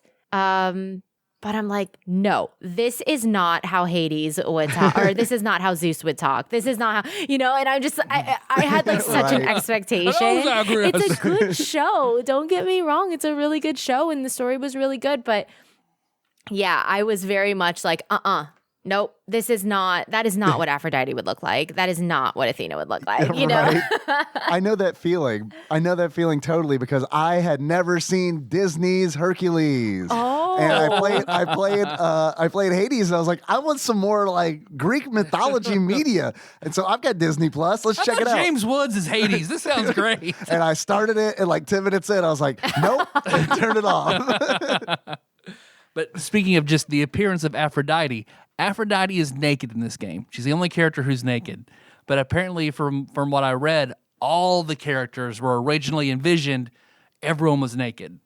But I guess they started to dial that back, but it still makes sense for Aphrodite to be naked. That's fine. We'll give you that one. Everybody else has normal Roman clothes on. It's the art for this game is incredible. Whoever did the designs for the art was just right on point. Yeah, and it's super important too. And I love like the actual like art for the gameplay, like in the segments where you're actually playing through the game. Like there's so much detail in that, and like there's such good use of shadow. Like everything has like this really like blocked out inky kind of drawing style to it, and it like reminds me of, I love Mike Mignola, the creator of Hellboy, and like all of those like comics where it's just like there's so much detail, but also there's just such stark contrast between black and then color.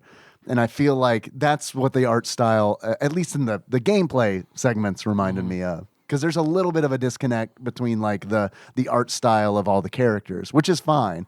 I think it all meshes well together.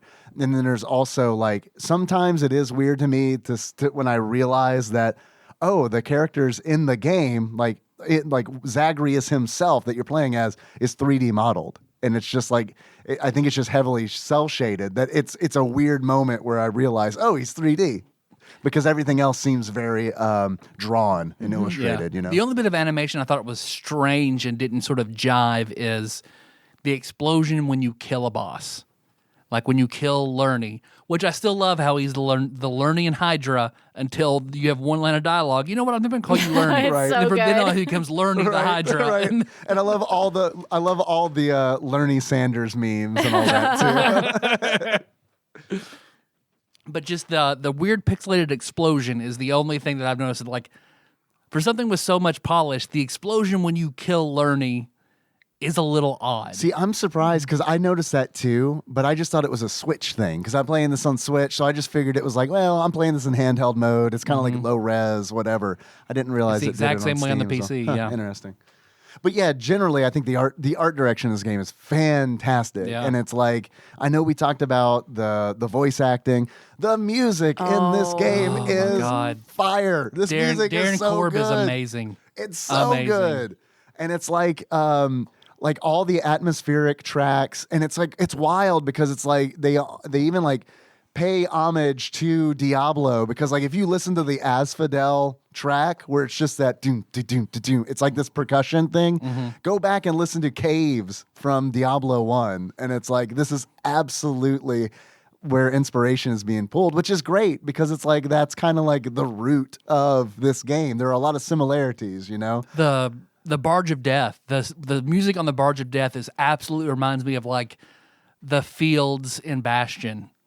Also, as soon as you get on, like it had huge Bastion For vibes sure, to me, yeah. and I love it. Yeah, no, Yeah. I'm glad you brought that up. I didn't realize it at the time. But it's like, and then like, so it's all these atmospheric tracks, instrumental, but then you get these vocal tracks too that are just like, they're amazing and they're so powerful because it's like you're trying to, you know, reunite Orpheus and Eurydice, and it's like eventually that happens, and then like you're treated to this duo of singing, and it's like, oh my God, this is like, not only does this sound good, but it has like narrative power to it. Like it's when they're singing the duo version of like In the Blood. Yeah. Whenever Oh my gosh. Whenever Persephone's like, okay, let's go. And whenever that plays as the credits roll Yeah. to carry on taking you through every layer of the underworld back, it's like, it's emotional. God, it's so good. emotional. Yeah, it's really, really good. That song, even when you meet up with Eurydice in the game during your runs, and if they're together, it's like I just sit there I just kind of sit there for a minute and listen if they're singing together. Yeah, for sure. And I love her character design as well. I know we were talking about character it's so design, but good. hers is really, really good. Because she's got like the tree bun in her hair, and like it's She's amazing. colorful and she matches everything in asphodel. Like it's so it's good. great. And she has the best buffs. She says the best. Yeah. What do you choose from her most of the time? Whenever you go through and get a boon from Eurydice? Usually the one that improves your future boons that you get, higher rarity. I usually do that. That's not what I started with, but then like talking on Discord, I was like, oh yeah, mathematically, that's probably the best one. But what I like to do was improve, I guess, the level of rarity for like 2 existing ones that you had. That's why if I love what I've got already, I'll go with that. Yeah. And then if I'm still like I'm still iffy on this build, then I'll go the one where your rarity goes up. The levels, I kind of ignore levels until I get that one. Is it Aphrodite and Dionysus that makes all the palms of power count double? Like you get 2 levels instead of Hello, 1. I do not have Then that I'll unlocked focus on yet. the I need to palms. know about this right away. Yeah, I don't know. I'm not familiar with that one either. Yeah. Because I love the one. There's one where all the boons you get are all epic, period. The ones, once you get this duo, for the rest of the game, they're all epic. That one's great, or the one where palms are worth double. I like the Demeter one, the Demeter boon, where it's like, I think it's called like something crop. Rare crop. If you get that Yeah. early on in the game, it resets all your the rarities of all the boons you have to mundane. They're just common, and then every Because if you get the epic version, it picks 3 boons and resets them, and then every four encounters it goes up to the next increases level. the rarity. Yeah, and it's like that pays off crazy if you get it early. Yeah. Because I remember going into a Hades fight with just like a bunch of boons that are just I've got 3 heroic maxed, boons. Yeah. Okay, and I never get it early enough, ever. Whenever it pops for me, it's never early enough. I'm like, oh, what a waste. So like sticks. Right, you're buying it from Charon right, and right. Sticks. Because I love one thing I didn't realize. So my last thing, trying to get all the Daedalus hammers. The last one I had was Cluster Bomb for the rail. That's a good one. I like that one. And I didn't realize this. I did I bet 10 runs with the rail with the Aspect of Lucifer because I was really good with that. I was like, God, why can I not get this aspect? And then when I finally looked it up, it's like, oh, it doesn't pop in the Aspect of Right. Lucifer. Wonderful. So I went back to the one that when you cock it like a shotgun, your next shot does More damage. Yeah. So now if I get the rail, forget Lucifer. I roll with that one and then aim to get the triple bomb and the cluster bomb. So then I'm just doing this huge rocket spread. Yeah. That is just like, man, the shield enemies in Elysium, I hate my those God, they're dudes. the But man, you worst. get that and just dash behind them and just wreck them all day long. If we're talking about enemies that we Yes. hate, the butterfly Yes. balls. Hate the butterflies. Hate them. Or the giant boss butterfly ball. Oh man, I hate the butterfly The balls. shield, they're fairly easy. I mean, they're annoying when you're in a big trash mob and you're dealing with other stuff and you have butterflies all around you. But those shield guys, I think they changed them from early access to when they released 1.0 because they were never that tough in early access. And now they not only are they shielded, but they do that like spin attack. And I don't feel like they didn't do Yeah, that. all around them. And then a big spread in one direction, like that goes 3 different directions. Yeah, I hate the shield guys. Yeah, and those will hit you from off screen too. That's like the mortals that that use the bow. That's the one that always gets me because it's like arrows are just start coming from off screen, and Yeah. it's like, what is happening? Yeah. I'm sitting there trading blows with the shield guy. Just Right. Shoot, shoot, shoot, Yeah, there's shoot, 3 of them at a shoot, time. Yeah. I would say Elysium is probably the toughest area to get through. Elysium is tough. Yeah. And the little, oh my Elysium. gosh, the meowing chariots, the little mini ones that meow. Flame wheel. And I'm like, oh my God, it's just, I don't know. Everything about them are just terrible. And if you have the bow or the gun, it's perfect. But if you have a melee. When you roll fists, Yeah. That's when I dash like crazy and hope that I have a good boon attached to my dash. hope you get that item that they just don't spawn. Yeah, there's that too. Also, like, I don't know what those big amber-looking giant eggs that are bombs in Elysium. I don't know what those are, but I utilize those things a lot. I love once you max out the relationship with Patroclus and get he and Achilles reunited. That before, when you meet him, he's depressed. He's sitting on the ground. He's leaned over. But when you unlock it, his character art changes to be the mirror reflection of Achilles. And I love that little touch that now he's finally happy. He's standing up. He's got his badge. He's got his spear. Right. He's himself again. Totally. The first time I met Patroclus, Nikki was watching me play, and I was like, look, they put Jesus in the game. Because they don't tell you his name at the beginning. And I had no idea. Like, he's in heaven. I guess that makes sense. I had no idea who he was. I was like, that great warrior Jesus? He was known for flipping tables and stuff. Yeah, he's a great warrior. Yeah. Although, unless I've had a terrible run and I need to get my death defiances recovered, like I always, that Cyclops jerky, it's damage. like 60% attack for 10 rooms. Good. Yeah. Especially if you have Charon's trinket that makes those Last even longer. Yeah. That can go almost all the way to Hades if you get it late enough in Elysium. I'm not going to lie to you. Every time I get to Patroclus and have to choose an item, I at least have one Death Defiance gone. So it's like, yep, I'm going to go ahead and refill that. That's why it's nice to grab Athena boons later sometimes, because she has those. She has the ones where if you have a Death Defiance, you'll be impervious longer, and then it replenishes one. So sometimes it's nice, right? Yeah. If you're like really desperate, you can grab her trinket going into, the Hades area, which isn't ideal. But if you really need Death Defiance, that's not a bad strat. So stacking damage reductions are also pretty fun. Like if I get a different league really high and can have time to level it up, and stack that with bronze skin. And also Dionysus, like the Hangover, putting that on top of it's really nice too. Yeah. Weakness, from Aphrodite, so they hit for less. And then the Myrmidon Bracer, so it's a 30% reduction head on. And then I'll have where I can just... Hades is still hitting me 20 points, which is still a lot better than what he would normally do. Yeah, totally. The problem I have with runs like that is I get super frustrated when I am not dealing damage quickly. That's how I like to play the game. I want to deal damage to bosses as fast as possible. So I don't know. Runs where even the dodge runs, they aren't as bad because I use Lambent Plume a lot on there, and it's that's gonna, if I have rush delivery, it's we're good to go.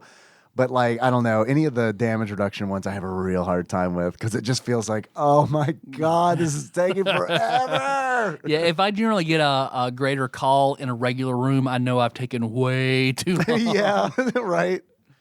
That always happens to me in Elysium, it seems. It was when the greater call pops in a regular room. Because sometimes there'll be a few rooms where it's the Lambent Plume meter is gone halfway through. And it's how the hell was I supposed to clear this room in that amount of time?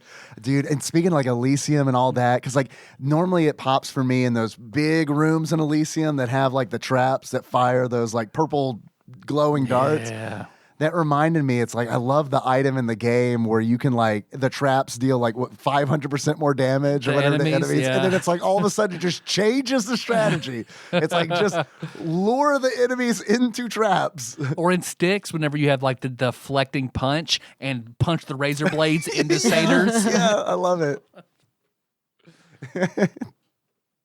Oh, damn. I'm trying to think how else do I want to gush about this game? There's so much. I'm realizing how much there is to this game.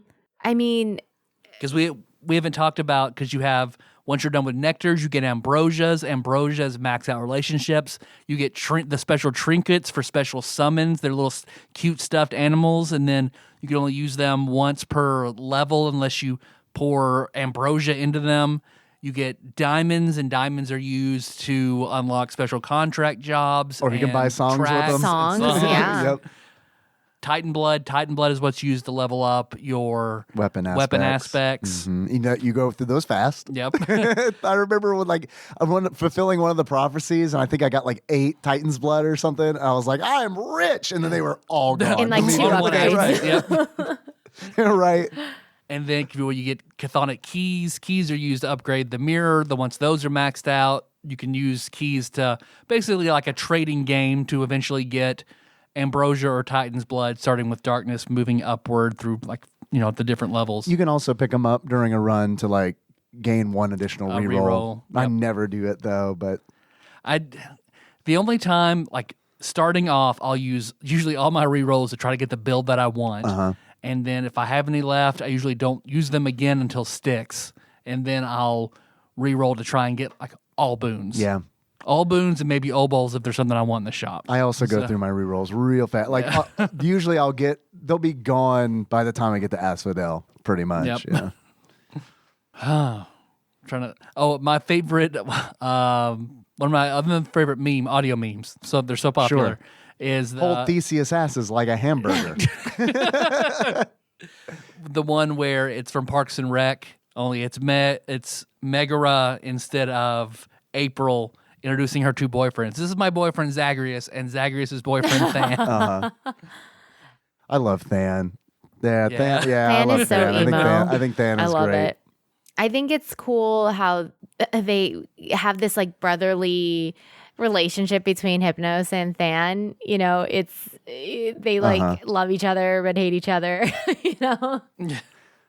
Yeah, Than getting onto Hypnos, and like Hypnos just like struggling to I don't know, man. Yeah, just struggling to exist essentially, like and function in the House of Hades, which I think is really nice because it's like there's levity there, and Dusa brings that too because it's just like this isn't all like doom and gloom. Like we have some characters here who like obviously do not fit here, and they're here's a couple of them. So the only part I was ever frustrated with Nyx is whenever she told Dusa she couldn't talk to you anymore. That's the whole big dialogue. Like you're better than her. You can't. Yeah, do that. that was really super surprising to me. And then she gets mad at you whenever Ares is trying to talk to her, and Zagreus is like, Ares, really? Like he's kind of. Get off my nuts, Zagreus. The gods don't talk to us very much. Yeah, I don't know if you remember watching Predator, like in the chopper scene, like when they're flying in to like all the mercenaries on the helicopter flying in. If they would have just panned the camera over to the right just a little bit more, you'd seen Ares there. He was on that helicopter. I love Ares' character portrait. I love his design. Yeah. Because now when someone says Ares, I think of that. Before it's like, oh, Ares, I think of Hercules, the Incredible Journey Ares that has the curly black mullet, studded leather armor, and one earring. Yeah, this is going to be a tough one, I think, for anybody to do anything Greek mythology related. I think this really set the bar high, really high. Yeah. And now I feel like I'm going to be comparing things to this, which is a good and bad thing. More a good thing. But, it's anybody who has not played this game, absolutely. Because I have a lot of people who say, oh, I don't know if I'm going to like it because it's not really the type of game I like. Not a big fan of rogues. Don't like the isometric vibe. And then they try it and they said, I take back everything I said. This is I think, like you said, a game that can appeal to anybody. It's also really accessible. It doesn't feel like it is because it can be very difficult, but you can turn on God mode. Like it's just an option. Yep. You just go into options, turn on God mode, and it's like the way that works, I think, is that each run, regardless of what happens, you get stronger. Like I never used it because I like the challenge, but like totally. And I love that it's just an option that you can turn on. It's like it's just a thing that you can do if you want to just enjoy the story, the journey. and I do think that the game does a great job of balancing difficulty. I mean, at first it's very, very tough, but with your upgrades and such, I think it does a great job balancing to the point where you can progress pretty easily. Totally. And I do think that they do a really good job of like I don't know what the programming looks like, but it does totally have a feeling of like I remember the first time I beat Hades, I remember feeling like, oh, like I've died a certain number of times, and then it's programmed into the game to be like, okay, give him the good shit.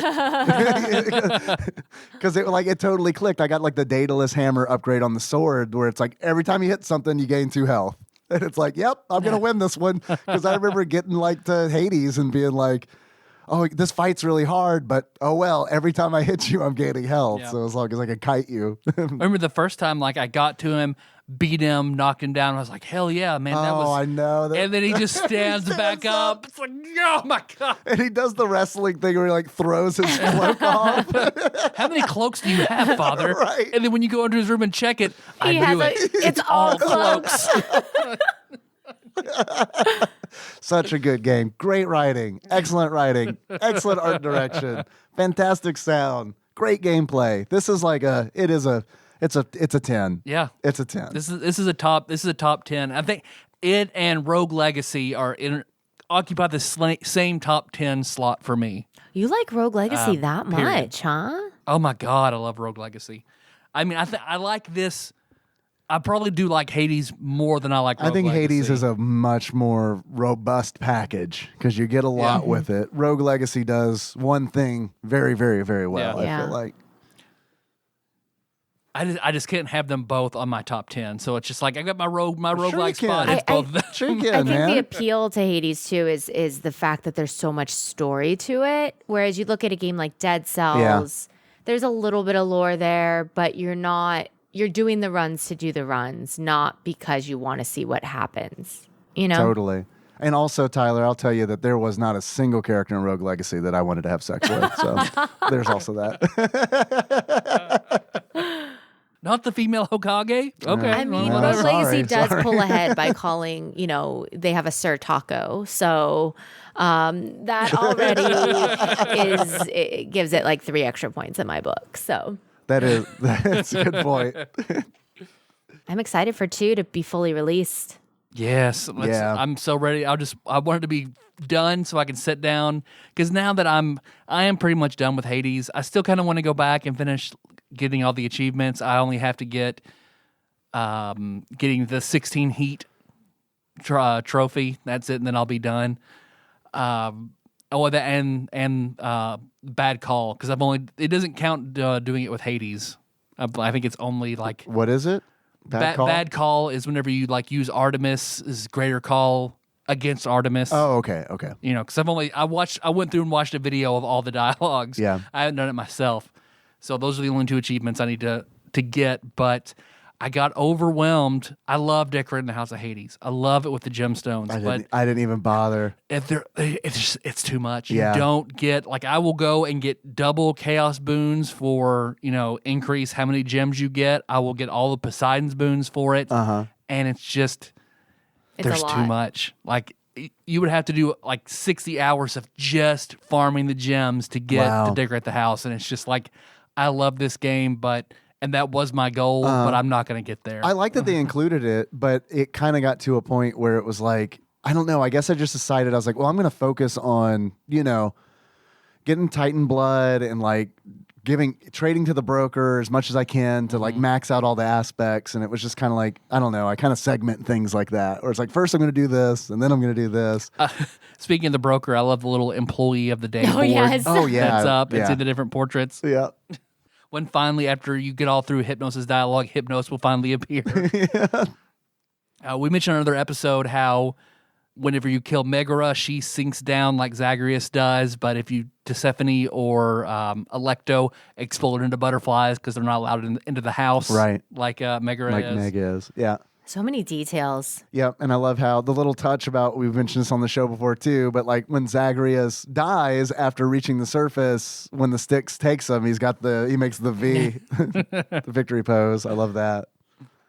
There's a lot of great art in this game. Even in the UI, and it's like when Zagreus defeats a boss, and you get the gold Zagreus's at the top doing the victory, the fist pump and the finger up, and it's yeah, this is fantastic. Even the little when you die and it's like the drawing of the skeleton like hugging the tombstone kind of thing, and it's like there's just a whole bunch of like nice touches like that where they all kind of feel like, which is gonna sound weird, but they all kind of feel like this American traditionalist like tattoo kind of thing because they're all like very symbolic, you know, and I think it's really cool. Well, anybody have any final thoughts? If you haven't played the game, play the game. You won't be disappointed. Yep, it's I worth it. promise. It's 100% worth every dollar you spend, whether it's on sale or not. Yep. Support the developer. Yeah. buy Play it. the It's damn good. Yeah, game. support the developer so they make more incredible games like this, please. Yep. Yes. Zagreus just wants to get out of the underworld just to help him. And this game, we're going free form, you know, so this game has achievements. We don't need to do any. Zeus's beards and glasses, king of the gods. Sure, that'll work. And next week we're doing Final Fantasy After Years again, so there's no We'll wrap that up. no summoning the randomizer. Yep. Coco, thanks for being on. Thanks for having me. When Tyler reached out, I was like, yeah, absolutely. And last time I was so nervous. I was a little nervous today, but I was like very nervous last time, and I felt like I was myself, but I was like a very reserved. Like this time I'm like, okay, I'm ready. I'm prepared. So I appreciate you having me. I had a good time, and I will talk about Hades all day. So this was perfect. I love Awesome. talking about how amazing this game is. So yeah, thank you. It's easy to do, and I do feel like this podcast could probably be 6 more hours if we're... If we really sat down, like, all right, let's pull up the game, let's play it in real time, Right. and we're just going to talk about it. If we had no respect for the listeners' time, we could absolutely do that. Well, thanks for listening, everybody. You can find the show on iTunes, Stitcher. Almost all of our backlog is up on YouTube. It's all on there. Amazingly, it's all up there now. Holy Backlog shit. Banisher Dane has banished the backlog. So- it is banished. So like 590 plus episodes all up on YouTube. Everything's on YouTube. Yep, all the episodes are on YouTube. And they're going to continue to be published there. Damn. And then Spotify, that's up there too. Yep. It's a lot more limited, but our the most recent stuff will be on Spotify and then iTunes. And if you're like, let's get some of that like old shit where the audio wasn't as good. That's what I want to hear. Yeah, go to YouTube. Go to YouTube. That's where it is. Or you could listen to new ones there now, too. I mean, it's just... whichever you want. if you really want to listen to it on Facebook, you can do that, I guess. yeah. We provide that service. That I don't blame people for not taking us up on that one, because I can't imagine a world where it's like, man, I want to listen to a 2-hour podcast. I know where I'm going to do it. I'm going to sit on this Facebook page for 2 hours. And not click back or go off screen at all, because it'll all go away. I'll just open up a new tab. I'll open up a new Facebook tab. I'll do stuff there. Let's see. You can catch us on Twitter and Instagram, @TADPOG_podcast. If you want to send us things, like we're collecting all our packages to have a new big video of us tasting all the spicy things are being sent.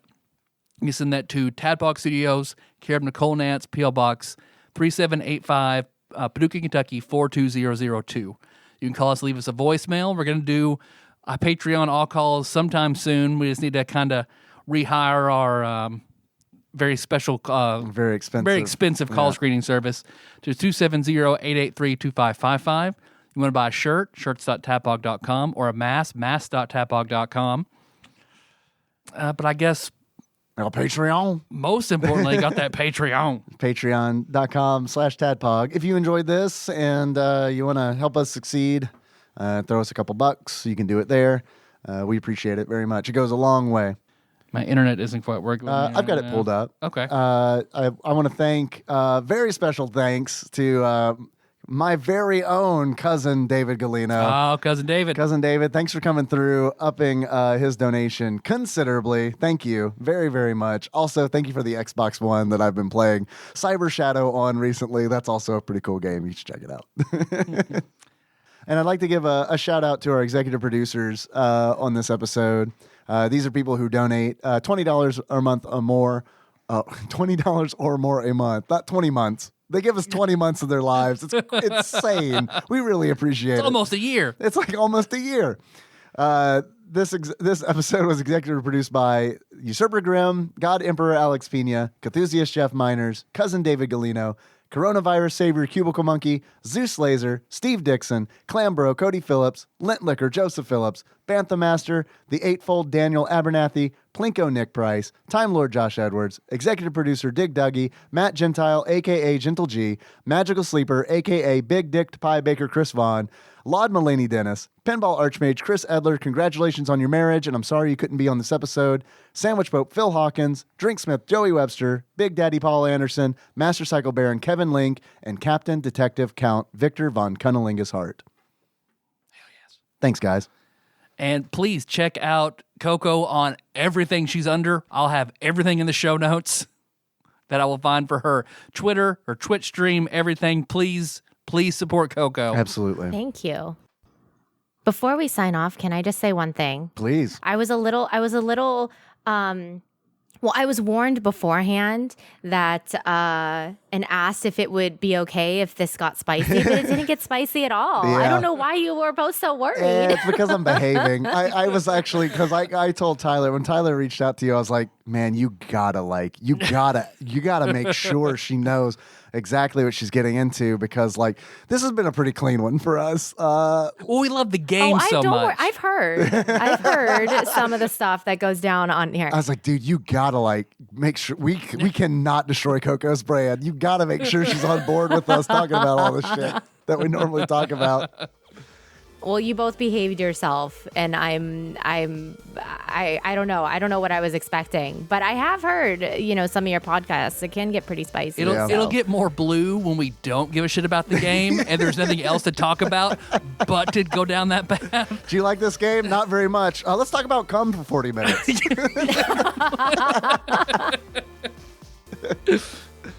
This one we had plenty of content to talk about, so we didn't digress too much. It's true.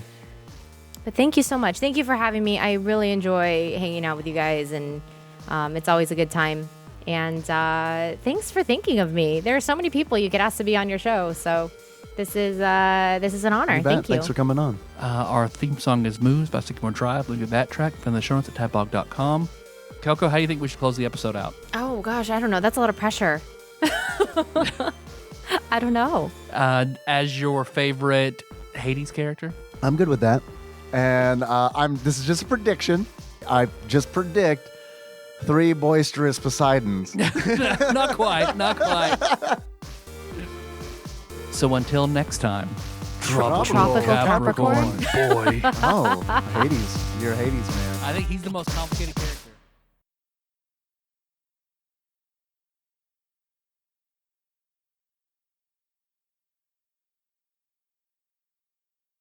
I think I need to do like, hey man, tropical Capricorn. Nice dick, tropical Capricorn. I was gonna do Artemis, but I don't know. I don't know how to do Artemis. I was like thinking, how am I supposed to do Artemis? I was hunting with Dionysus Callisto, is tropical easier. Capricorn.